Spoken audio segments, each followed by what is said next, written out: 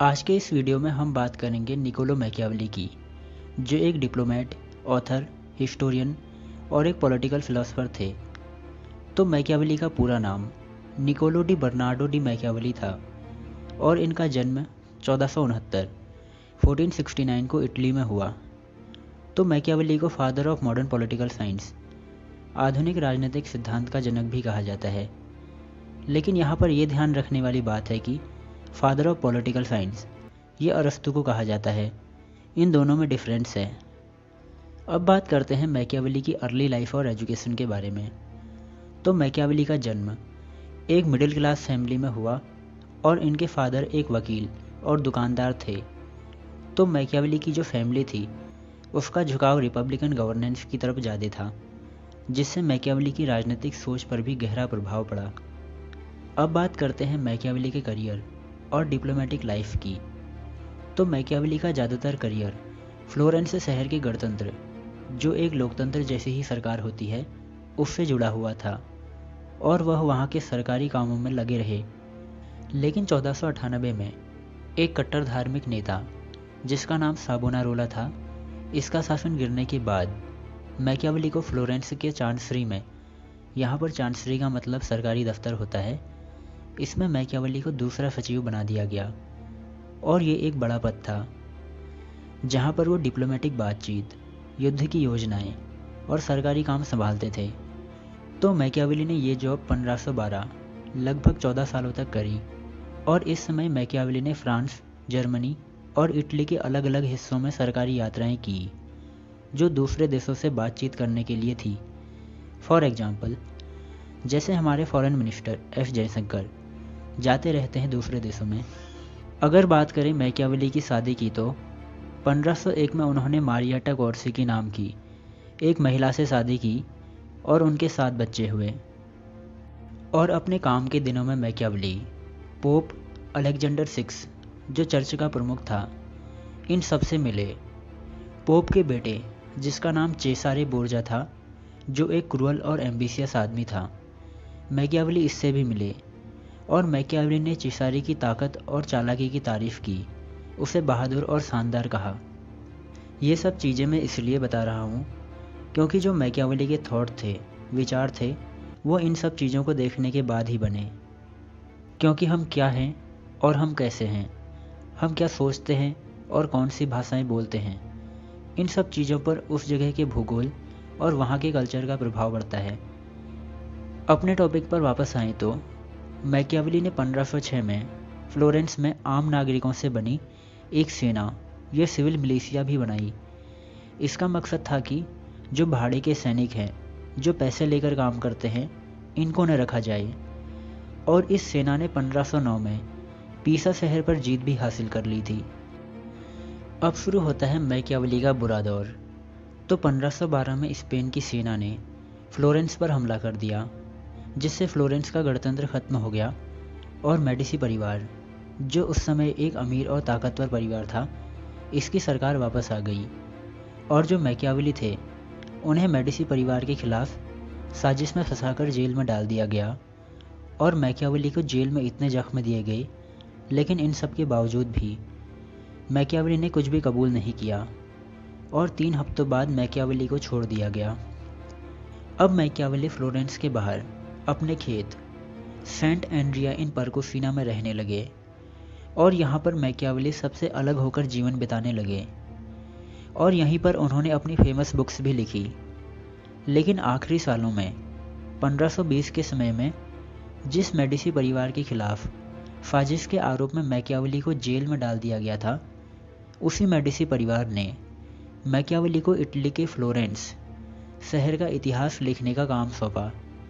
और अंत में 1527 में पेट की बीमारी के कारण मैकियावेली की मौत हो गई। अब बात करेंगे कि मैकियावेली को आधुनिक राजनीतिक विज्ञान का पिता, father of modern political science क्यों कहा जाता है। अब भले ही मैकियावेली 1527 में मर गए, लेकिन उनके जो विचार हैं, जो थॉट हैं, वो तो हमेशा के लिए रहेंगे, जिनको पढ़ना इम्पोर्टेंट है। तो मैकियावेली ने राजनीति में व्यवहारवाद और यथार्थवाद, रियलिज्म को बढ़ावा दिया। मैकियावेली ने राजनीति पॉलिटिक्स को एथिक्स से पूरी तरह अलग कर दिया और इन्होंने उसे एक साइंस की तरह देखा जो रियलिटी पर बेस्ड हो। मैकियावेली कहते हैं कि जो आदर्शवाद है, जैसे प्लेटो ने अपनी बुक रिपब्लिक में एक आदर्श राज्य की बात की है और अरस्तु भी एक आदर्श राज्य आइडियल स्टेट की बात करते हैं, तो मैकियावेली कहते हैं कि आदर्शवाद आइडियलिज्म काम नहीं करता, वो रियलिज्म यथार्थवाद की बात करते हैं। मैकियावेली कहते हैं कि जो शासक या रूलर नैतिकता के आधार पर चलते हैं वो जल्दी ही हार जाते हैं। फॉर एग्जाम्पल, मैकियावेली अपनी बुक जिसका नाम द प्रिंस है, जो उनकी एक मोस्ट इम्पोर्टेंट बुक है, इसके चैप्टर 15 में वो लिखते हैं कि शासक को जैसा होना चाहिए पर नहीं, जैसा है पर फोकस करना चाहिए। मैकियावेली कहते हैं कि अगर दुश्मन धोखा दे रहा है तो तुम भी धोखा दो, और ये विचार मैकियावेलिनिज्म का आधार बना, जो राजनीति में चालाकी, धोखा और पावर को इम्पोर्टेंस देता है, मतलब प्राथमिकता देता है, जैसे आजकल ये मॉडर्न गवर्नेंस में देखा जा सकता है। जैसे डिप्लोमेसी में आजकल नैतिकता से ज़्यादा नेशनल इंटरेस्ट मायने रखता है। मैकियावेली कहते हैं कि राज्य का उद्देश्य सुरक्षा करना है, अपने नागरिकों की, और अपराधियों को पकड़ना है। तो मैकियावेली कहते हैं कि अगर राज्य अनैतिक साधन नहीं अपनाएगा तो राज्य की सुरक्षा नहीं होगी। राजनीति और नैतिकता एक नदी के दो किनारे हैं जिनको आपस में मिलाना असंभव है। वो कहते हैं कि अगर राजा या सरकार आम जनता की रक्षा न कर पाए तो राजा की नैतिकता किस काम की। तो मैकियावेली कहते हैं कि न प्रकृति नेचर में नैतिकता है और ना ही समाज में। जैसे एक नाव डूब जाती है, हजारों लोग मर जाते हैं, क्या वो सब अनैतिक थे? किसान की फसल बर्बाद हो जाती है, भूकंप और तूफानों में हजारों लोग मर जाते हैं, क्या ये सभी लोग अनैतिक थे? इसलिए मैकियावेली कहते हैं कि प्रकृति में नैतिकता नहीं है। प्रकृति का तो बस एक ही नियम है, जो पावरफुल होगा वही दुनिया में शासन करेगा। अब तुम लोग कमेंट करके बताओ कि पुतिन पावरफुल है या नैतिक। अब जानते हैं कि मैकियावेली के अकॉर्डिंग वर्च्यू और फॉर्च्यून क्या है। तो पहले बात करते हैं वर्च्यू की, मतलब गुण की। ये वो सारी चीज़ें हैं जो तुम्हारे बस में हैं, जैसे तुम कितने होशियार हो, चालाक हो, बहादुर हो, तुम कितनी अच्छी प्लानिंग करते हो, तुम कितनी जल्दी हालात के हिसाब से खुद को बदल लेते हो, और तुम्हारी नेतृत्व करने की क्षमता और लोगों को कंट्रोल करने की क्षमता, ये सब वर्च्यू है। तो मैकियावेली कहते हैं कि एक सफल राजा में ऐसी वर्च्यू या ऐसे गुण बहुत ज़्यादा होने चाहिए। मैकियावेली कहते हैं कि ये तुम्हारा अपना हथियार है जिससे तुम किसी भी प्रॉब्लम को फेस कर सकते हो। अब बात करते हैं फॉर्चूना, किस्मत या भाग्य की, जो हमारे कंट्रोल में नहीं है। इसके एग्जाम्पल दूँ तो जैसे बाढ़ आ जाए, भूकंप आ जाए या सूखा पड़ जाए। इसलिए मैकियावेली कहते हैं कि ये सब किस्मत का खेल है। कोई आदमी कितना भी ताकतवर क्यों ना हो, वो 100% सब कुछ कंट्रोल नहीं कर सकता। मैकियावेली कहते हैं कि सफलता में आधी जिम्मेदारी वर्च्यू की होती है और आधी फॉर्चूना की, लेकिन जो इंसान बहुत मजबूत वर्च्यू रखता है वो कुछ हद तक फॉर्चूना मतलब किस्मत को भी कंट्रोल कर सकता है। मैकियावेली ने एग्जाम्पल देकर बताया है कि किस्मत एक नदी की तरह है, जब शांत होती है तो कोई भी पार कर लेता है, लेकिन जब बाढ़ आ जाती है तो सिर्फ वही बचता है जिसने पहले से बांध बनाकर रखा हो। इसका मतलब है कि जो पहले से तैयार रहता है, प्लानिंग करके रहता है, वही किस्मत को भी कुछ हद तक कंट्रोल कर सकता है। मैकियावेली कहते हैं कि किस्मत औरत की तरह है, उसे जीतना है तो थोड़ा जोर ज़बरदस्ती, मतलब मजबूत वर्च्यू से काम चलेगा। ये मैकियावेली का सबसे फेमस और सबसे कंट्रोवर्शियल कोट है। अब देखते हैं कि मैकियावेली धर्म और राजनीति के बारे में क्या विचार रखते हैं। तो इन्होंने धर्म को, रिलीजन को राजनीति का एक टूल माना है। मैकियावेली के अनुसार धर्म लोगों को नियंत्रित करने में मदद करता है, लेकिन जो राजा या शासक है उसे धर्म के ऊपर रहना चाहिए।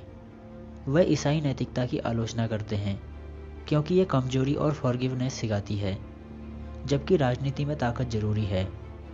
जैसा मैं पहले ही बता चुका हूँ कि मैकियावेली पेसिमिस्टिक थे। वो मानते थे कि लोग स्वार्थी और कमज़ोर होते हैं, वो कहते हैं कि लोग झूठे, कायर और लालची हैं। अब बात करते हैं कुछ इनकी मोस्ट इम्पोर्टेंट बुक्स के बारे में। तो पहली है द प्रिंस, जो 1513 में लिखी गई और 1532 में प्रकाशित हुई। ये बुक एक राजनीतिक ग्रंथ जैसी है जो शासकों या राजकुमारों को बताती है कि सत्ता को कैसे हासिल किया जाना चाहिए और फिर उसे कैसे बनाए रखें और अपना शासन या साम्राज्य कैसे बढ़ाएं। इसमें मैकियावेली बताते हैं कि कैसे शासक को दुश्मनों को हराना चाहिए, जो अपने सहयोगी हैं उनको कैसे संभालना चाहिए और जनता को कैसे नियंत्रित करना चाहिए। और द प्रिंस में मैकियावेली कहते हैं कि शासक को डराया जाना जरूरी है, उसे प्यार किए जाने से, क्योंकि प्यार अस्थिर होता है, ये जल्दी ही खत्म हो जाता है, लेकिन जो डर है वो स्थिर है, ये लंबे समय तक रहता है। इसमें मैकियावेली बताते हैं कि सत्ता पाने के लिए दोनों साधनों का प्रयोग करना चाहिए, नैतिक और अनैतिक दोनों, अच्छा और बुरा दोनों बनना चाहिए, प्यार और धोखा, छल कपट सब कुछ करना चाहिए, हिंसा अहिंसा सब कुछ करना चाहिए। द प्रिंस में मैकियावेली ने राज्यों को कैटेगराइज किया है, जैसे वंशानुगत राज्य, नए राज्य, और इन सब के लिए स्ट्रेटजी दी है। 1530 के समय में मैकियावेली की बुक द प्रिंस को कैथोलिक चर्च ने बैन कर दिया, मतलब प्रतिबंध कर दिया, और कैथोलिक देशों में भी ये किताब 400 सालों तक बैन रही। इस बुक को बैन करने के कारणों को देखें तो ये ईश्वर और नैतिकता के खिलाफ मानी गई, क्योंकि इस बुक में मैकियावेली सब कुछ बता रहा है, अच्छा गलत सब कुछ। तो चर्च को लगा कि ये किताब ईसाई नैतिकता को पूरी तरह से नकारती है, और दूसरा रीजन ये था कि ये किताब एक राजनीतिक खतरा मानी गई। कई शासकों को लगा कि ये किताब जनता को ये सिखा देगी कि उनके शासक कितने चालाक और कितने बेईमान हैं।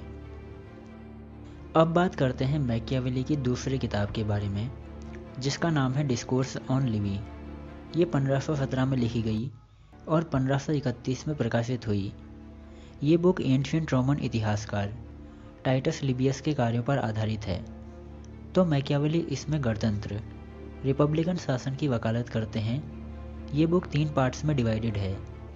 इसका पहला पार्ट रोम की स्थापना और आंतरिक विकास पर आधारित है, और दूसरा पार्ट विदेश नीति और विस्तार पर आधारित है, और इसका तीसरा पार्ट व्यक्तिगत लीडरशिप और नैतिकता पर आधारित है।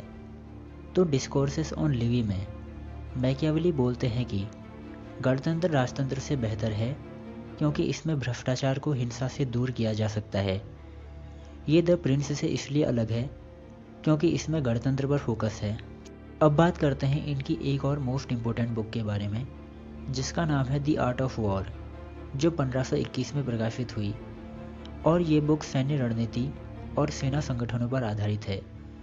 ये केवल एक ऐसी बुक है जो मैकियावेली के जीवित रहते ही प्रकाशित हो गई थी। तो इस बुक में 7 चैप्टर हैं।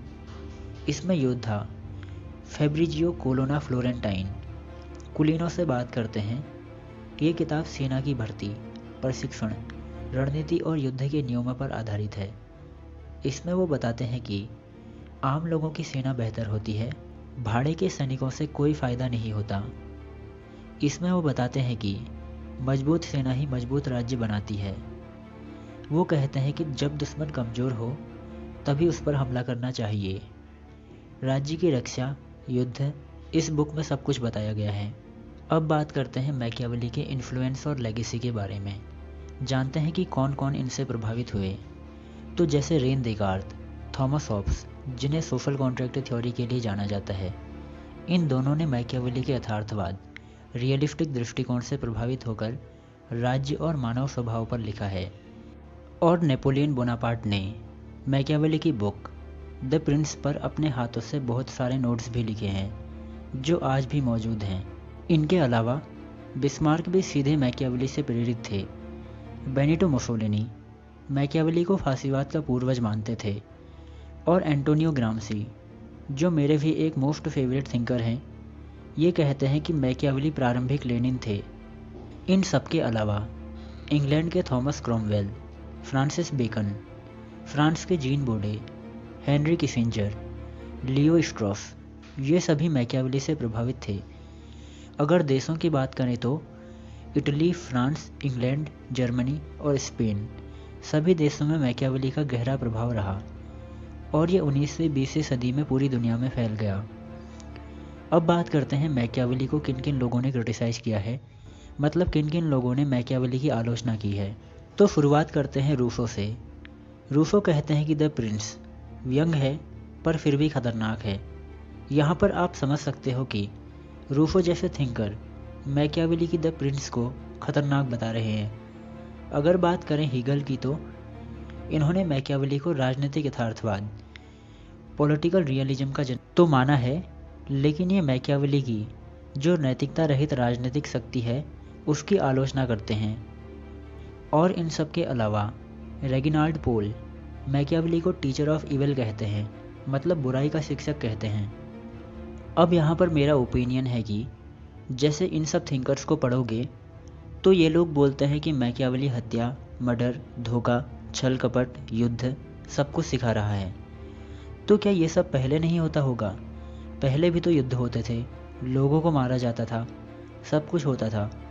बस मैकियावेली ने अपनी बुक द प्रिंस में ये सब ऑफिशियली लिख के बोल दिया कि हत्या, मर्डर सब कुछ करना चाहिए, राज्य की रक्षा करने के लिए, शासन करने के लिए ये सब ज़रूरी है।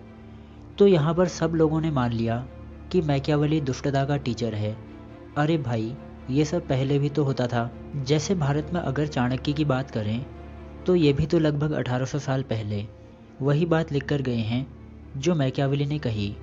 चाणक्य ने भी तो कहा है कि राजा को परिस्थितियों के अनुसार छल कपट, धोखा, युद्ध, हिंसा और अच्छा और बुरा दोनों बनना चाहिए राज्य को बचाने के लिए। इनके अलावा सीजर और अलेक्जेंडर ने भी हिंसा, धोखा और छल कपट का पूरा इस्तेमाल किया, लेकिन मैकियावेली ने द प्रिंस में ये सब लिखकर बोल दिया तो मैकियावेली को टीचर ऑफ इविल कहा जाने लगा। चलो आज के वीडियो में बस इतना ही।